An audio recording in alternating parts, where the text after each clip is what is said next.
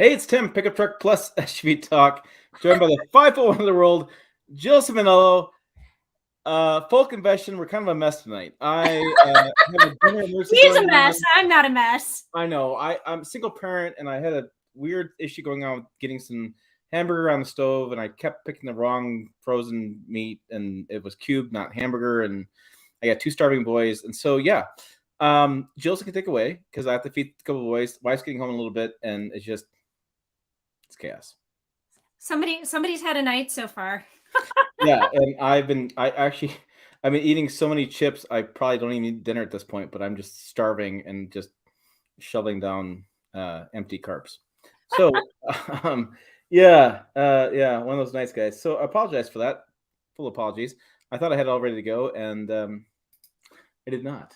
And I have a new office setup, which I'll show you guys later on tonight, probably. And I'm still messing with it. It's kind of a disaster. So I may be well in my bottle of whiskey tonight just because of the stress going on in my life and all the stuff I did at the office. So Jill, you're gonna take it away. I have to go in and do a burrito. So I'll be right back. Okay. Yeah, so the empty space that is Tim. And I figured what I would do, because he put it in the title, is I would just start with the Ram Revolution, because I did a video and I did a story on it, but at the time they didn't give us any video to actually put in the video, and now they have a video. So I figured what I would do is bring up the video and just play it for you. And since Tim seems to need a little extra time, maybe I'll actually start this from the beginning. So this is their video that they played to essentially introduce the truck. So here we go. We made some bold decisions when we brought our new Ram 1500 to market that really redefined what a pickup truck can be. We have come a long way in a very short period of time. We are on the precipice of something great. The Ram Revolution concept truck is everything that our customers have come to love from Ram. Imagine that electrified. It is really a glimpse into the future of the brand. The number one thing is that first impression. You're looking for that punch between the eyes, a product that makes you really think about it, and you can close your eyes and imagine it. It goes from the designer's brain through his arm to his hand, and it creates something that is awe-inspiring. A millimeter here, 2 millimeters there, bringing the vehicle together. What does this want to be? Fierce, slick, heroic. We want to create interiors that are profound. New materials that have purpose, things that are inspired by textures from the earth, such as pumice stones, refined rock. When someone sees the Ram Revolution, they know that we are thinking about the future. We've had a lot of freedom to think about the future.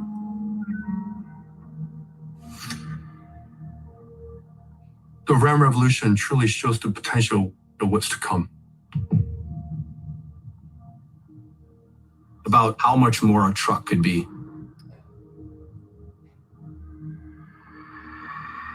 The purpose is to reimagine the future of pickup trucks.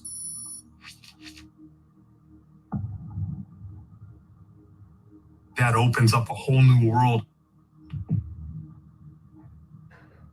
Ram is always trying to outdo itself.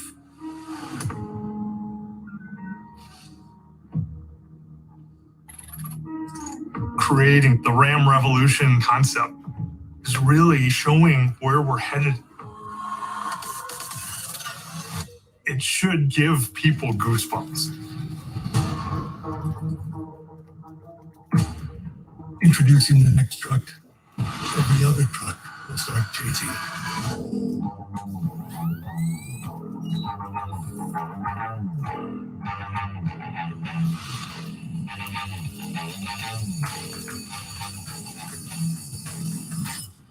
The Ram Revolution. A concept born from our obsession, creating a truck that's more productive, more intuitive, and more powerful than any truck we've ever built. It's how we've been thinking since 2009, pushing the boundaries and making the most powerful, most advanced trucks for real truck drivers.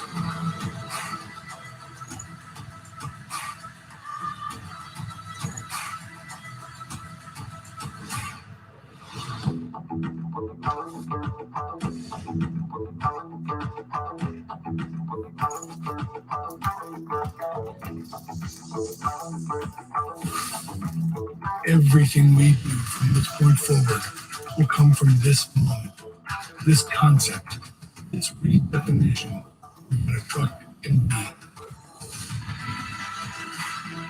The truck industry is due for a revolution, and it makes sense that Ram would lead it.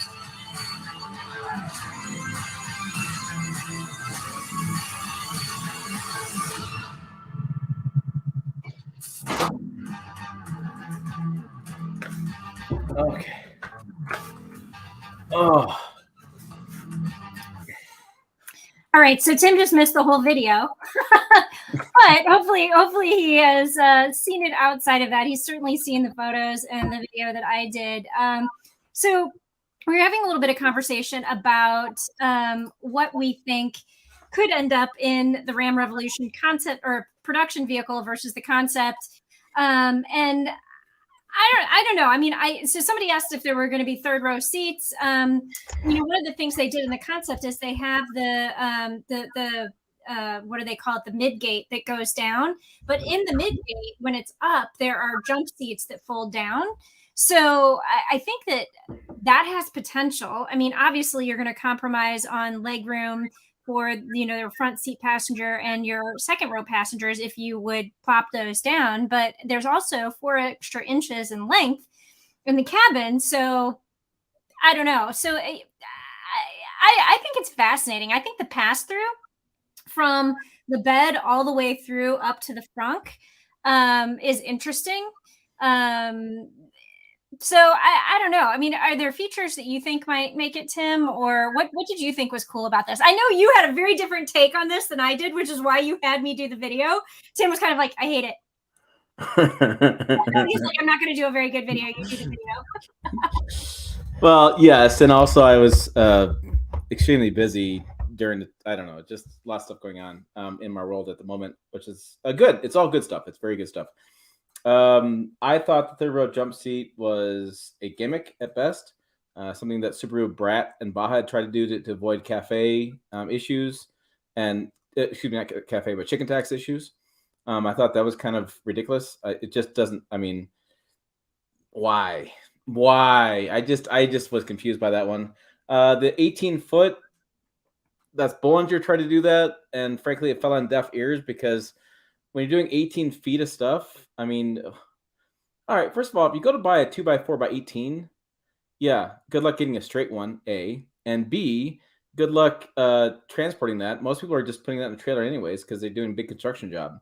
Because 18-foot 2x4 is massive. I've done 2x12s by 10, 12 feet. And it takes like 3 guys to hook those, to put that 2x12 up. I mean, it's a heavy board. And so I think it's interesting, the idea of it, but looking at the payload of most EVs, you're not going to be able to carry that much. And so you can get like 2x4x12 18s in there, and that's it. And I'm like, but why? I didn't understand that one either. We didn't talk about it in our video, and I noticed posts that we didn't talk about it, and frankly, I'm glad we didn't, because it's got a follow me mode. And I'm flat out confused by this idea that I want the truck to be like, come here, come on. Well, I mean, it's kind of like, no. I mean, it's like Smart Pack from Hyundai, where it's like, if you are in a tight space, you could get it to follow you up so that you can then get in the vehicle. But I mean, to me, that's more of a fob remote thing. I don't need, like, that is one malfunction I don't need to have happen. So I mean, I didn't understand that one. I don't know. There was so much on this that just said concept to me, that the suicide doors, no B pillar. I mean, it just, I don't know. And then I was so disappointed. And the reason I was turned off by this is very simple. We didn't get any real information. We didn't know about total range, didn't know about total price, didn't know about trims, packages, didn't know anything. And so, for me, it's like, full disclosure, I was going to drive the Silverado I have outside. I was going to drive that to Vegas. I was going to do the event. Jill and I had talked to line stuff with the PR to do interviews and stuff.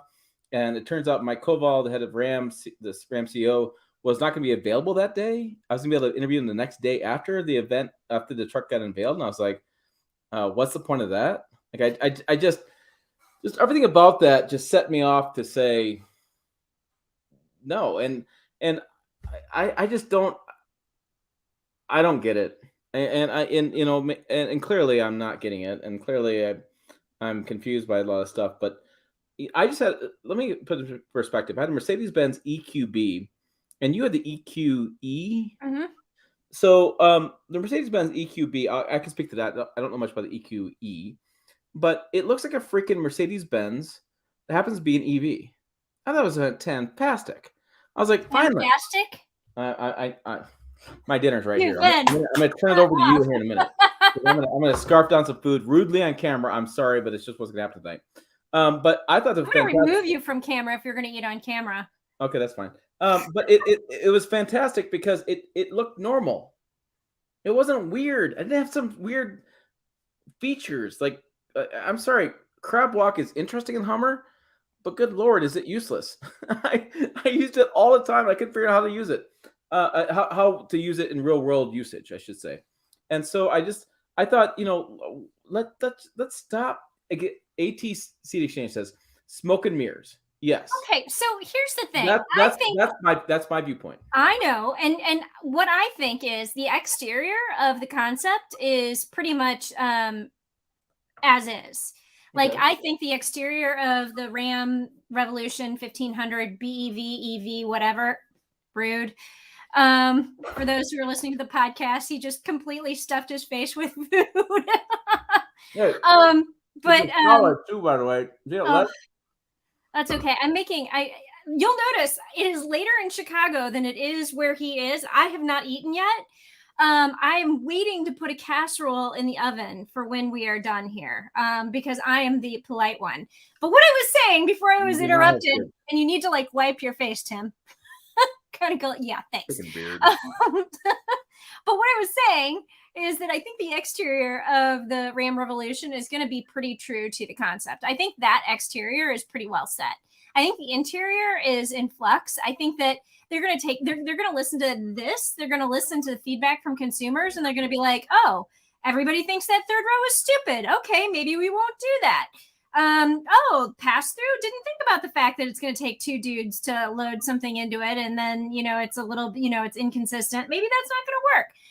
But so I think that they're going to be taking feedback, and I think the interior is in flux. I think the exterior is pretty well set, except for the glass roof. I'm not sure that's going to be a thing, especially the way that they have it. I think there's going to be a panoramic moonroof, but I don't think they can do the glass roof the way that they have the glass roof in the concept. So, sorry.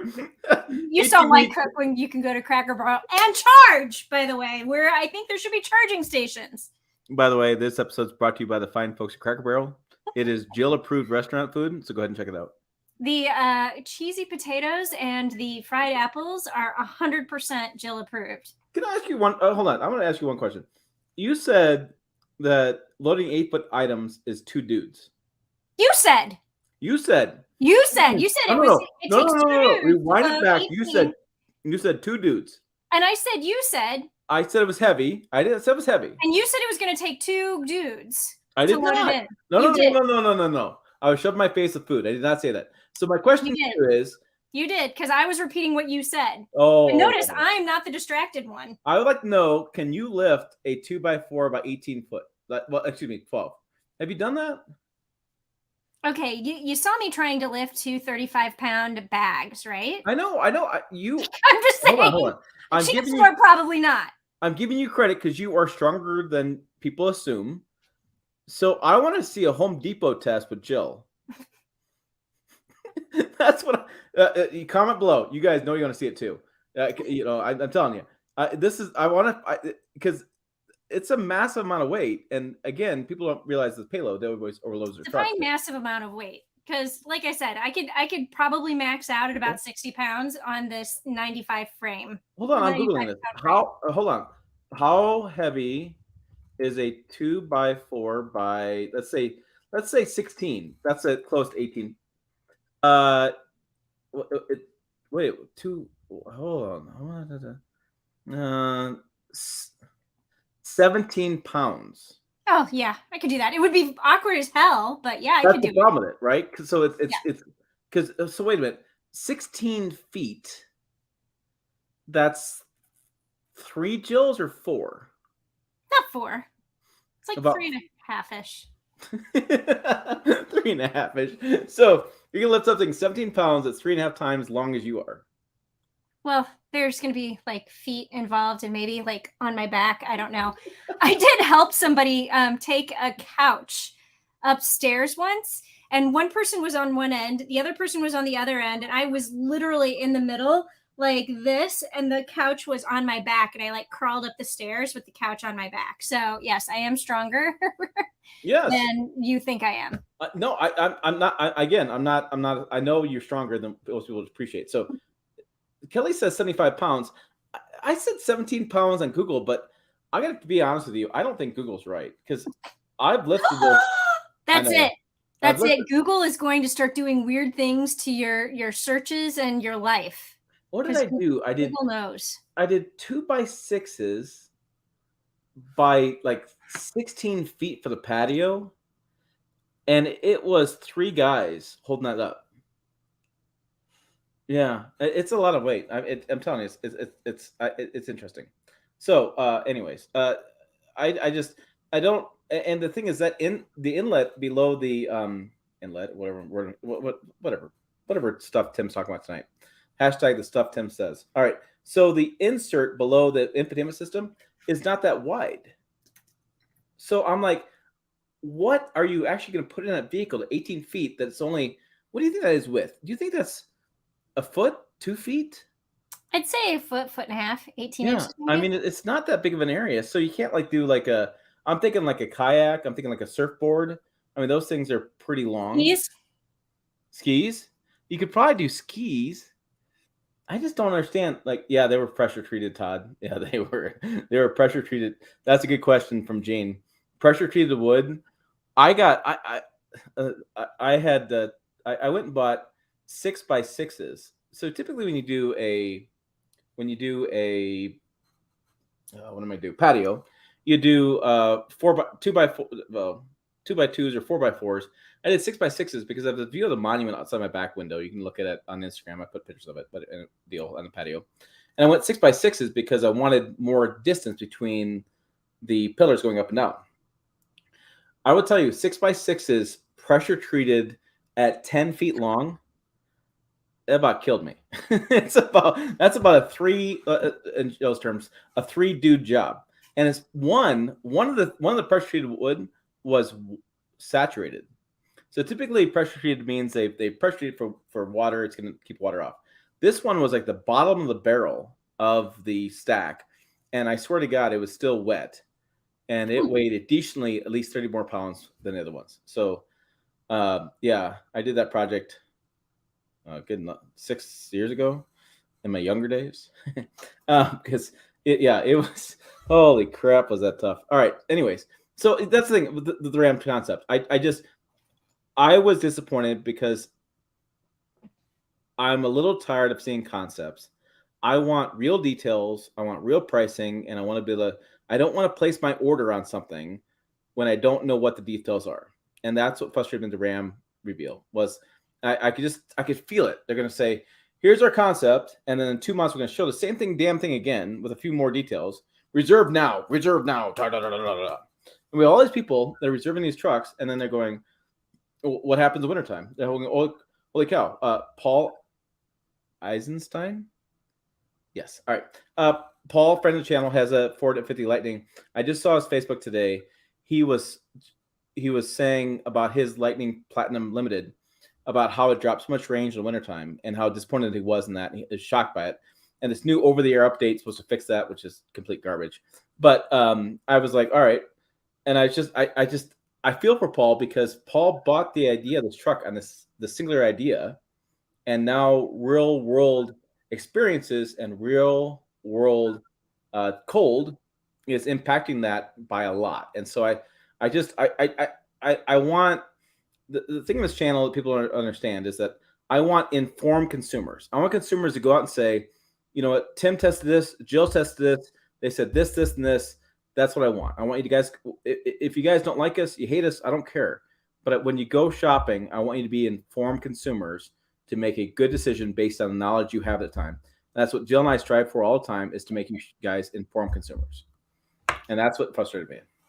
Yeah, but here's the thing. They never said that they were going to give any details. They always said this was going to be a concept. I think we're going to see the production vehicle at the LA Auto Show. This is my prediction.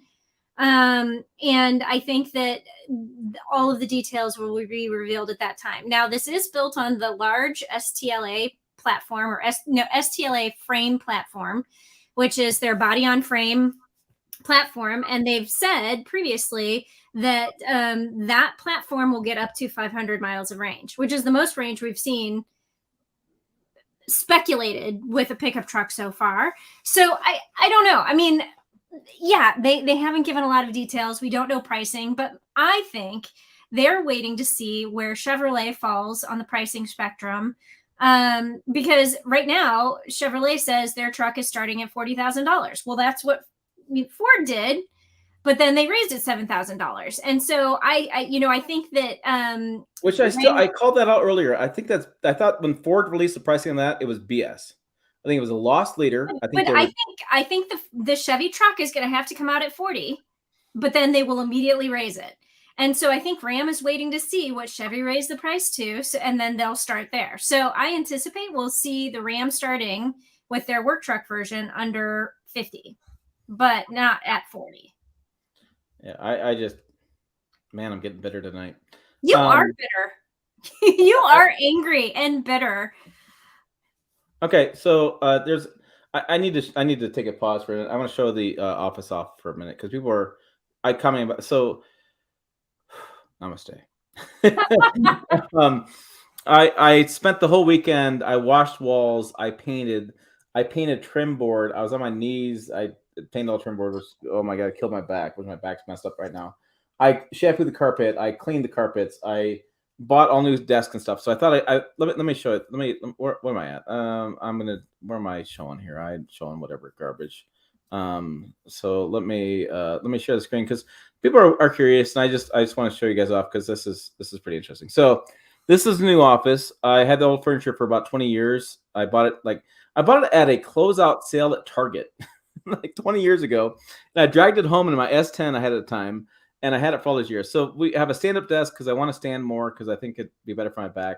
And my chiropractor, who actually lives next door, helped me carry this in. He says, "Oh, great idea! It's gonna be awesome for your back. It's great idea." So he was excited. So hey, I got doctor's approval. But I want to show off the where am I? What's the screen? All right. So there's the stand-up desk, the new furniture, and then there's the furniture put together. But this is interesting. I'm looking at this right now, and I'm sorry for those listening on the podcast.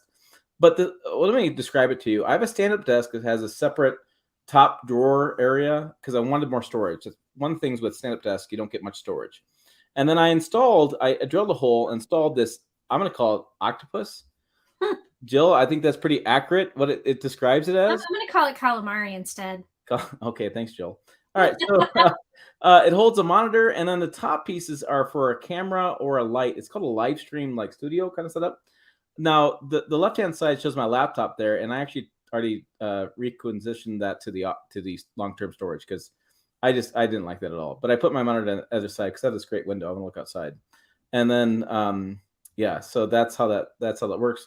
And then this little pad. People are asking questions. This little pad. It's a little pad you put your feet on, and you stand bare feet on it. And in the middle of this pad has a foot massager thing. I haven't dusted. I don't know. The sides go up and down about 10, 15 degrees. And so you kind of can glide a little bit back and forth to apparently wake up your legs when you're tired and sore and whatever. You're not falling asleep and your legs aren't going to sleep. I used to stand at attention when I was doing some military kind of stuff. And so then, yeah, so then it also slides down, which I'm sitting in right now because my back is killing me. Because again, worked my butt off on this stuff. So there's different settings. Right now it's sitting down setting. So there you go. Oh, that's what it was before. You don't see the before pictures. Before it was a freaking mess. So there you go. There is the yeah. It's not oak finish. It's supposed to be a weathered look. And I bought a Foxwood mahogany. I want to say blinds, and I just don't think it's going to work well in this room. So I'm going to keep shopping around. I don't want to throw something together right away and then hate it because that's how I do things. So I thought I'd take my time, go back there and go back to the stuff. So I just get a set of golf shoe cleaners. Yeah, somebody said. So Kelly says no beer frig. Somebody else said, "Where is the wet bar?" I'm like, guys, if there's a wet bar and beer fridge in here, I'd never leave my office. So I got to leave my office, so I can't do that stuff. It's not wallpaper. It's really interesting stuff. It's a fake. It is fake. So behind me on the what you see on the screen is it's a fake wallpaper. It's basically looks like shiplap kind of thing. But let me show you. Let me grab it. Hold on. It's I feel like I need to play the Monty Python intermission song. All right, so it comes in a tube, and it actually is it's like a wallpaper, but it's self-adhesive. So you basically put it up, and then the only thing I've done is on top, I put little nails along top because it tends to slide down a little bit, gravity, right? So you put that up, and then you have a nice finish in the back. So I have a spot above the door I haven't finished, so I'm going to do that too. So that's what happened. That's what happened the weekend. I just busy weekend. All right. So me, I only ran 10 miles. You know, I was helping to care for my parents. I drove back from Indianapolis. I did nothing compared to you, apparently. Oh, and I did a spin class with my sister and all easy stuff. Yeah. I did not hire a handyman. I'm sorry. I can do the work myself. All right. No, I am not remodeling my office. By the way, my office is probably like a third of the size of Tim's office. Like the width of my office is the width of the couch that you see behind me. I do have like the bookshelves. It is like literally very small. There is nothing else I can do with this. And this couch is probably never leaving this office. I wish I had video of the moving guys trying to put this couch in the office. Like the doors will never be the same. I will agree with Jill. I've been to Jill's house. Her husband's home. It's all kosher. And I will say that our housing, as far as square footage, is a lot different. Chicago versus Nebraska. Yeah, I think Jill would actually get lost in my house. That's how much bigger it is. My parents' house is like the Indiana house times the size of this. So, but this is all I need. But yeah, first off, there's nothing I can do with this window behind me. And again, bookshelves not going anywhere. They're, there is just like not much I can do. I mean, I have my nice little cork board over there. I've got my door open today so you can't see it, but yeah, my cork board with all of my like fun little moments on it over there. Well, let me ask you this, Jill, so that people understand. I look out my window and I see, I don't know, 10, 15 acres. Plus I can see, my joke is I can see like South Dakota from my house, which is my Sarah Palin joke, right? And so I'm curious, through those windows behind you, are you looking at your neighbor? Yeah, I'm like, I can grab a bite to eat, guys. Shh. Literally, well, obviously it's nighttime, so you can't see it. Yeah, you see like aluminum siding, somebody else's house. Mm-hmm. Oh, and by the way, I have pretty much read every single book on my shelf. To whoever was saying that I never touch the books, the books are there because I've read them. Oh my goodness, Jill's got a book collection you guys won't believe. I mean, she pulls out books like she's a good. I will say this. Jill, in her future life, if her husband divorced her, if her husband died, whatever the case, doesn't matter what you, Jill would be in a beach somewhere with a book. With a stack of them. And by the way, I unfortunately now have started reading all of my books on my phone because of travel. It's just easier. But I'm a hardback book snob.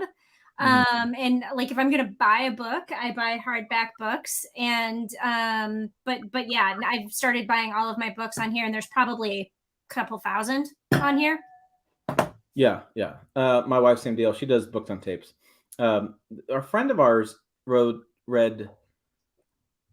She said she wrote 450 books last year.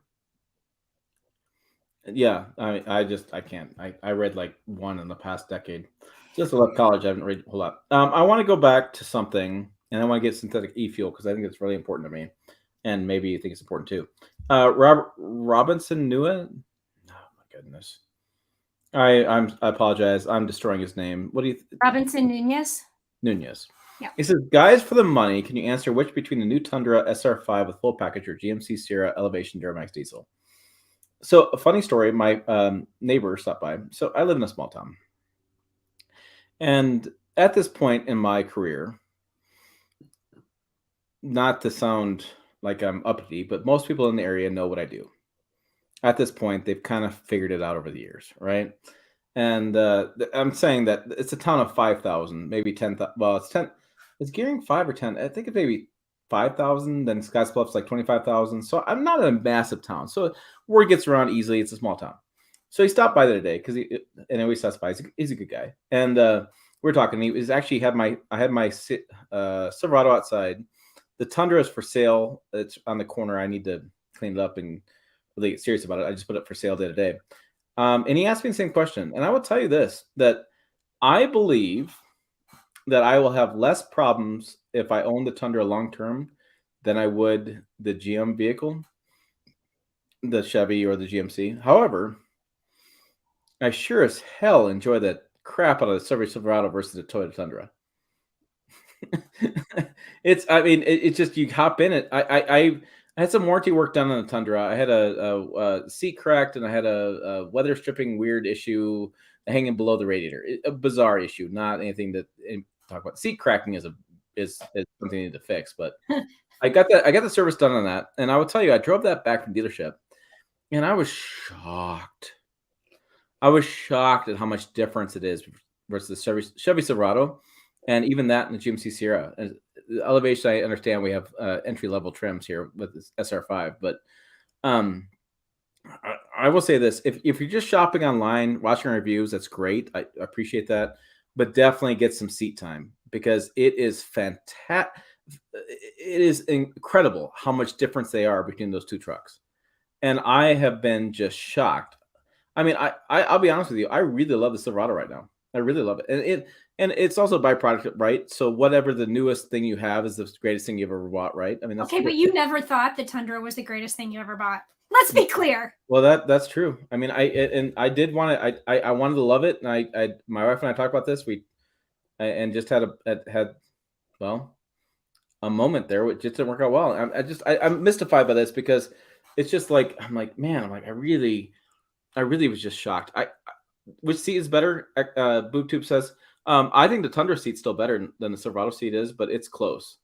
I will say the lower trim. No, the lower trim Silverado sucks. I want to talk about the irony of this situation, and you and I have talked about this offline a little bit, but we are very hard on General Motors and their seats. Like we as a team generally do not like General Motors seats, and I'm like, how ironic is it that you now own two, not one, but two General Motors products with their seats? And so I'm going to be very curious over time. Like, do you still like, you're saying you like the Tundra seats better, but do the Chevy seats loosen up? Do they get better over time, or just do they continue to suck? Yeah, no, I mean, that's a great question because we've heard that from the audience that says that the first, 5,000, 10,000 miles with the Silverado sucks because the seats are hard and they're terrible. But over time, they loosen up. I will say, I was emailing with a gentleman as a fan of the channel, was emailing me some stuff. And I will say that I did intentionally buy the High Country because I believe in the higher trim level of Silverado, the seats are better. That is what I believe. Is it factual? I have no idea. Well, and by the way, like, I feel like we had a conversation with the interior engineer, interior designer, and she's like, no, there's nothing different in these seats, and they're not different over the previous generation. Bullshit.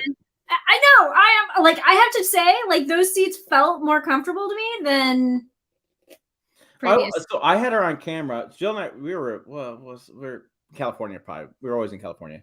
We were in Yeah. California doing we asked her on camera what the seats were different. She goes, I talked to our team and the seats were not that bad and we didn't make much changes. And I'm like, you are full of it. And so that video, I did not run it because I was so against what she had said. I just thought if I run it, I'm gonna get fired up about this. I'm already fired up.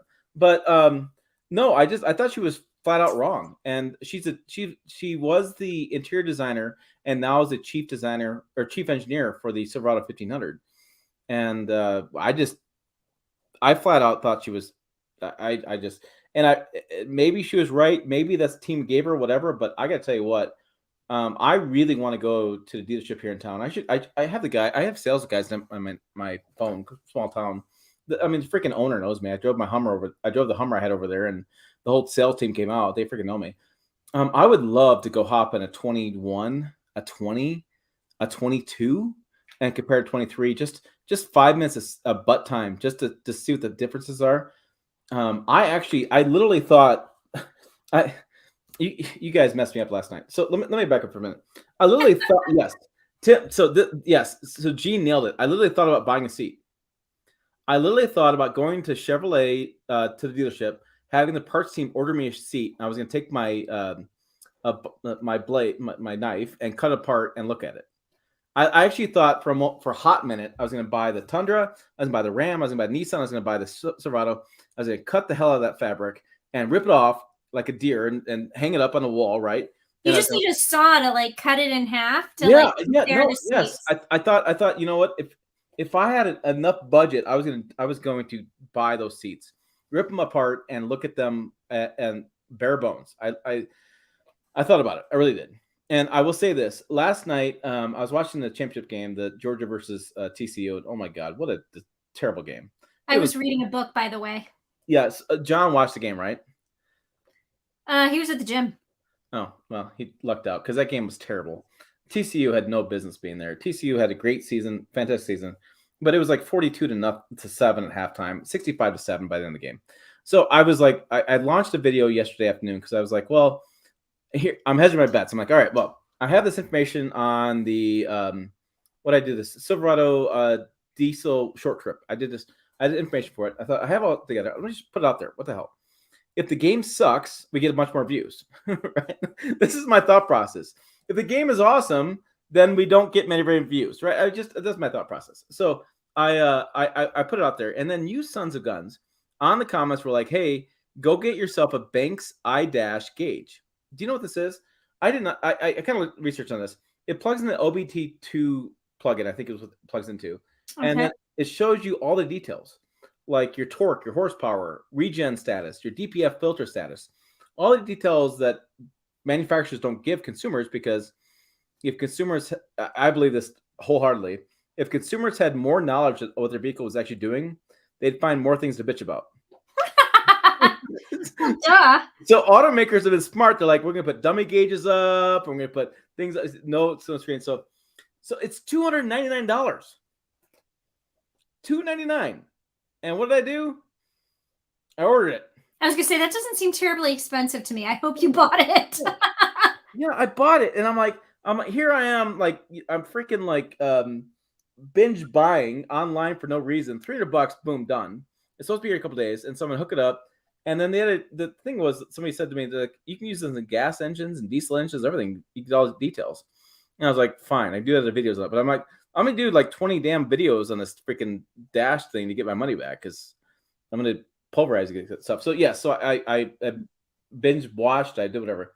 No, not Amazon. I bought it from Banks. So if you don't know diesels and you're not on YouTube, you don't know about Gale Banks. Gale Banks he is the diesel god on YouTube. There's no argument there. He is the man. And so I bought it from him. I did not reach out to him. I did not get employee discount. I did not get a free nothing. I paid cash for it. Well, credit cash for it. I was saying, does anybody pay cash for anything these days? I don't think so. Right? I never had cash in my wallet. I don't know. It's here, and when I get it, I'll do a full install thing, all that kind of stuff. And I'm telling you guys, it's like, you guys nailed me last night. $300. And then YouTube, let me explain. YouTube screwed up. I'll put it on screen. YouTube freaking screwed up last night. I was refreshing I was on comments. I was bored, right? I mean, the game was 35 to 42 to nothing, the halftime, whatever the deal is. It was terrible. So so let me, where's the share screen? Boom, I'm on a roll. All right, here we go. Jill's like, what the hell are you talking about? No, I'm like playing with my little squishy ball. That's what I'm doing. Here's the deal. I'm going to show you the analytics. This is behind the scenes analytics on this video. So I thought it was interesting. And maybe, yes, Jill, give me the clickbait criticism. I get it. But people are like, you're going to kill your Duramax. You drive it short term, you're killing your Duramax. So I'm like, I'll put that out there, right? But I want you guys to look at focus something. I don't, can you see my cursor? You see my cursor now? Yes. Okay, so this video launched at 5 p.m., which was right before the championship game, 5 p.m. I had 5,000 views in the first hour. You know what YouTube calculated? 10. YouTube totally screwed me over, and I sent feedback in to get those guys what the hell's going on. But all those initial views, all those guys who initial views and comments, there was comments like crazy, which again, why I bought the Banks freaking iDash thing for $300. Are the comments are good, but the views are gone. You want to talk? I woke up this morning and I was like, freaking son of. So I sent feedback. Somewhere the system messed it up, but crap, what the hell? Yeah, Gail Banks four-wheeler. Yeah, good friends with Sean Holman. He's big in comments. He did do a 1,000 horsepower Duramax. He tried to kill it. He kept putting superchargers on until it died. I haven't seen all his videos, but I have seen several of his videos, and he's a really impressive guy. So again, that was my night last night. Was I wanted the Bulldogs to win, but gosh darn it, was the game terrible. I think it reminds me of the Super Bowls when I grew up, when the 49ers won everything, and then the 49ers won everything, and then the Cowboys won everything, and I was like, I just want a good game. I just want a game that's actually interesting, not a freaking blowout. So, yes. All right. That's what I got. All right. So, Jill, namaste. Jill, I definitely want to talk about this Porsche news because it's the eco fuel. The eFuel, yes. eFuel. So, I had it pulled up for a while. It probably disappeared. Anyways, Porsche, or what do you say it, Jill? Porsche? I say Porsche, but I also say Nike, and I think it's Nike. But most of the times I say things just to piss people off, so I'll say Porsche. Even though I'll say Porsche to my husband, he'll be like Porsche. I'm like, I know, I'm just doing that to piss you off. Yes. Welcome to people that don't Welcome know. to Life with Jill. Right. Life with Jill and John. Porsche, whatever, has a synthetic e-fuel they're making, which is a combination of hydrogen and water and, I don't know, peanut butter, black olives, and carrots. I don't know what the hell they're making this stuff out of. Do you want me to pull the link up? Yes, please pull it up. For the love of God, I'm going to butcher this. But anyways, they have decided. Yeah, what happened to the Vikings this year, Todd? The Vikings were on a roll. What the hell happened to those teams? Anyways, so what's the ingredients in this? It's somewhere in the top of that story, I thought, from CNBC. I didn't think it was in the top. I was reading down, and this story was not the best in terms of giving me the information I wanted. So let's see. E-fuels are a type of synthetic methanol produced by a complex process using water, hydrogen, and carbon dioxide. Companies say they enable the nearly CO2 neutral operation of gas-powered engines. Vehicles would still need to use oil to lubricate the engine. So, all right, So basically, you have a synthetic fuel that is carbon neutral and that can be reproduced maybe efficiently in years to come. But what my point of this was being that you don't have to rush EVs yet. There are synthetic fuels you could use to meet those emission standards. Now, Porsche is going to develop this, right? And the plan, if you read through the story, plan is to start with high performance speedways, which means expensive as hell, right? This fuel is expensive as hell. It's like jet fuel. It's going to be ridiculously expensive. But the idea, they want to eventually give this information out to oil companies and have them mass produce it to have it at a scale that be more reasonable. Yeah, I mean, a lot of this is just very like they didn't give a lot of information. They didn't give me enough information, I guess I'll say. Here in this paragraph, they're saying, company officials say e-fuels can act like gasoline, allowing vehicle owners a more environmentally friendly way to drive. But what does that mean? I don't know. I mean, I have a lot of questions. I have a lot of Right. questions about this. I just think to myself, like, and I've said this on the channel many times, that, yeah, you need Porsche fuel. Yes, Porsche fuel is going to be expensive. Yes, it's going to take a long time to get to mainstream. But I'm just saying that the rush to EVs has been a massive rush. They don't work for everybody. And here's an alternative that doesn't disrupt your whole lifestyle by plugging it in, by waiting for fast chargers, superchargers, a Tesla term, fast charger, everybody else is using, yada, yada, yada. Don't worry about freaking what charge you have, what connection, whatever, all this kind of stuff going on. Here's a solution that you keep your life about the same and you get synthetic fuel that does the job. Yeah. I mean, how does that work? Like a lot of like, can you put it in existing vehicles? Like how? Because E85 doesn't work in every vehicle, and so I don't know. I need more information. Right, E85 works now for, like, was it 2005 and newer? Like, it's been a while. There's also synthetic diesel fuel as well being impacted by and Minnesota's building it, and I was really kind of pissed off. The diesel technology forum put a press release saying about this low emissions diesel fuel, and I questioned them about that, and they said you can only get it for consumers or commercial only. I'm like, what kind of low bull crap is that? I wanted to take my Silverado diesel and go fill up with this stuff and do some mile per gallon testing. I wanted to see what the hell it is. Like, here's my diesel. Here's your diesel fuel. It's renewable. That's near zero emissions. Let me go fill it up and see what happens. And I was disappointed in the response I got from the diesel technology forum. And frankly, I should just make more phone calls, and I should just hammer people on this, because, if this is something I'm putting out for commercial usage, why can't I pull up my consumer grade truck, hook it up, fill it up, and then actually talk about it? Like, that's what I want to happen. Is I am an all of the above philosophy when it comes to renewable fuels.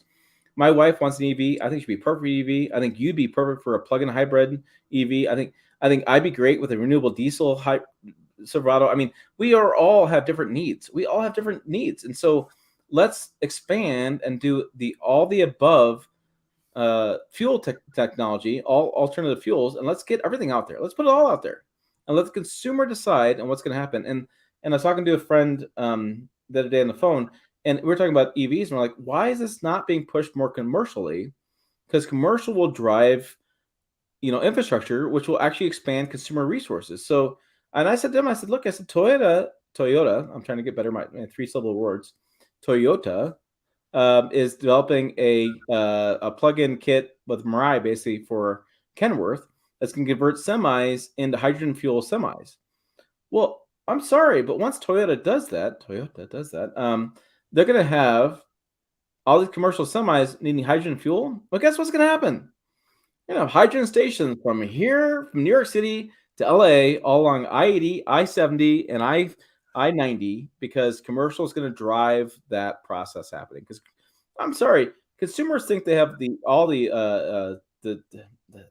buying power. That's a load of crap. Commercial operations drive a lot of this economy in the country, and commercial operations are going to make a big deal.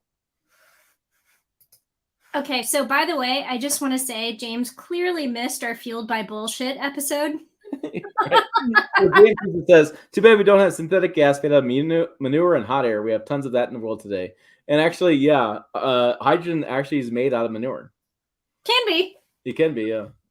And Toyota, like if you Google it, they did a whole campaign fueled by bullshit. Yeah. Best campaign ever. But no, I mean, I agree with you, Tim. I think that there are multiple solutions. And living in the city of Chicago, I actually wouldn't have a problem of large urban areas doing some kind of a incentive for people to go clean.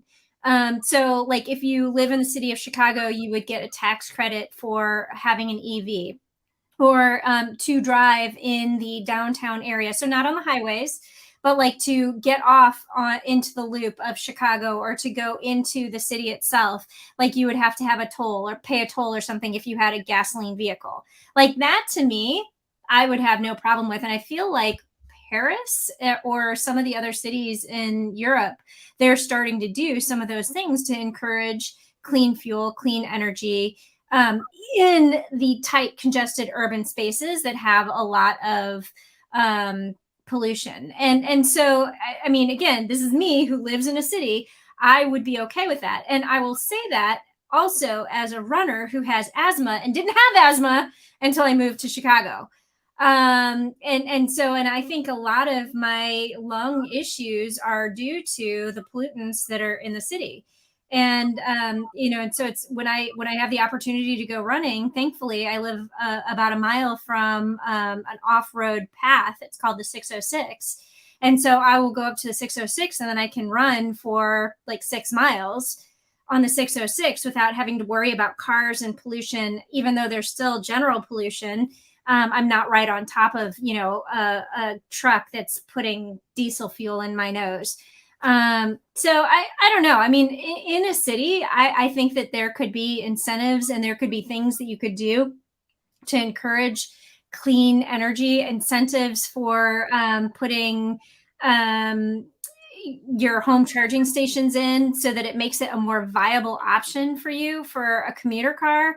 But I think, again, in some place like Nebraska, a plug-in hybrid or diesel, or, some kind of alternative fuel makes more sense, because you don't have the infrastructure. I mean, Chicago doesn't really have the infrastructure, but if you have the home charging station, like I don't drive more than 5 miles in any given day usually. Like if I go out to the suburbs to visit a friend or go meet her for lunch, okay, that's a 20 miles.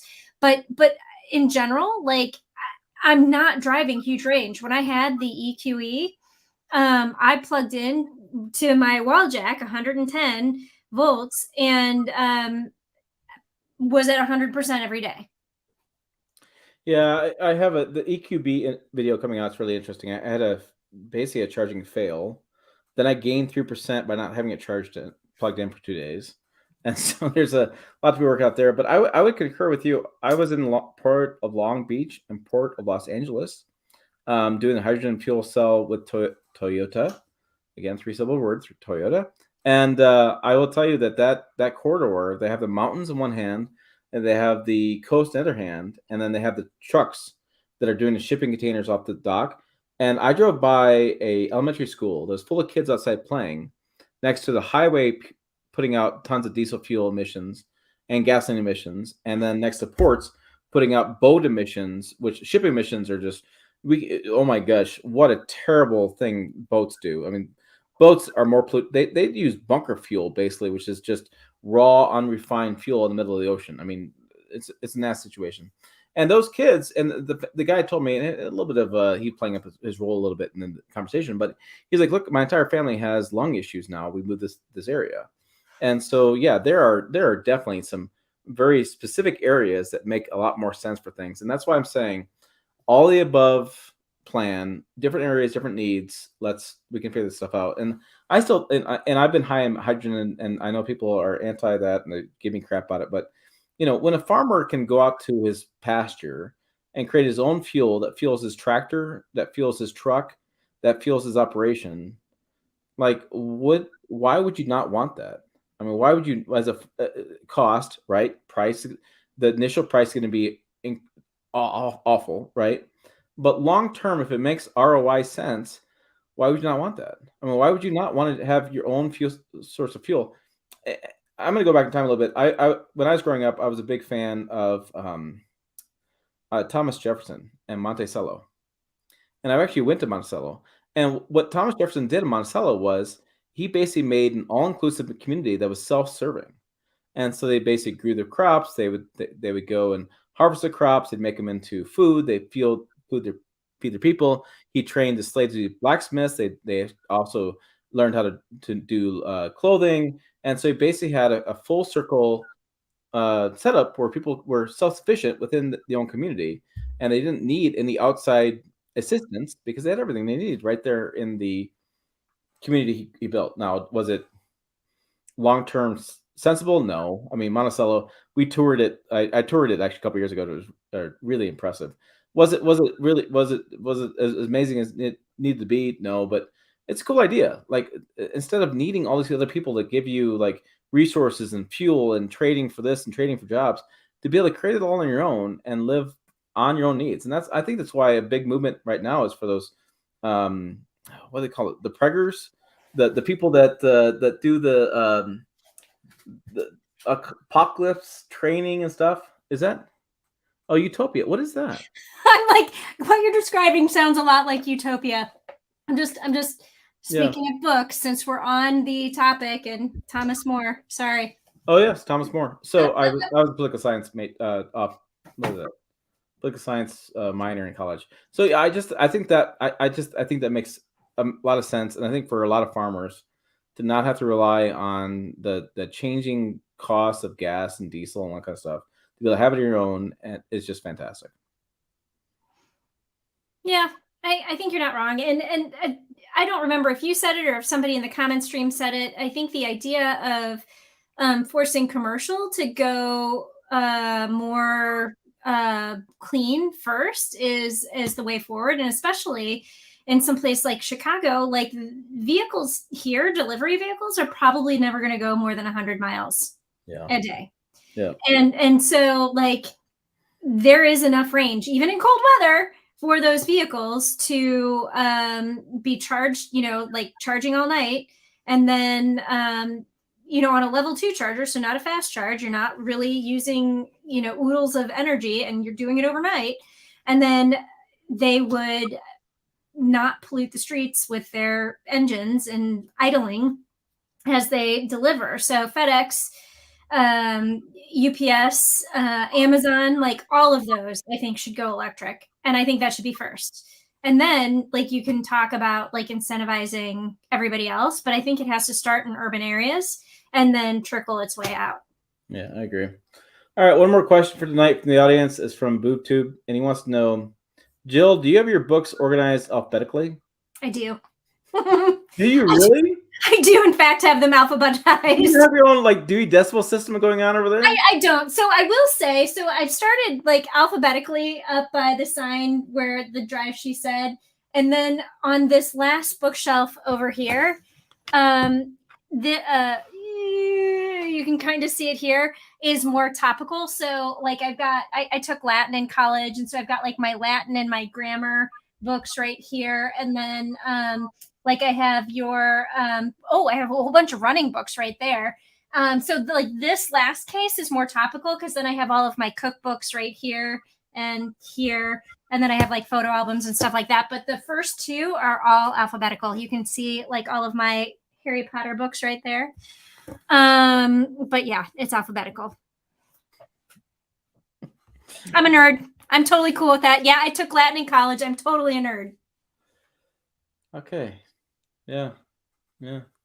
Interesting. Or for fun, not because I had to. I took 4 semesters.